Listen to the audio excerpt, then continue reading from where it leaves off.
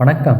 இந்த நேனோ பண்ணனால வேகமாக எல்லா பேரும் ஃபோட்டோ கொடுக்குறானுங்களே, இதில் இவனுங்களுக்கு தெரியுமா தெரியாதா? உலகத்திலே நம்பர் ஒன் டேட்டா திருடன் கூகுள்காரன் தான்.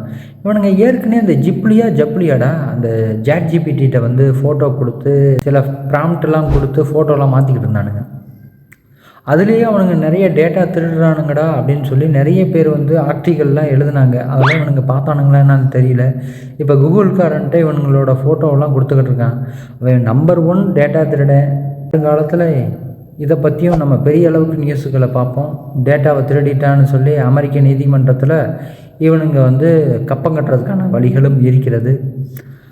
இதில் நிறைய பாதிக்கப்படக்கூடியது பெண்கள் தான். ஏன்னா வந்து இன்ஸ்டாகிராம்லேயும் சரி ஃபேஸ்புக்லேயும் சரி நிறைய ஃபோட்டோவெல்லாம் போட்டுட்டு ப்ரைவேட்டில் போட்டு வச்சுருவாங்க. ஏன்னா அவங்களோட ஃபோட்டோ வந்து யாரும் அப்யூஸ் பண்ணிடக்கூடாதுன்னு.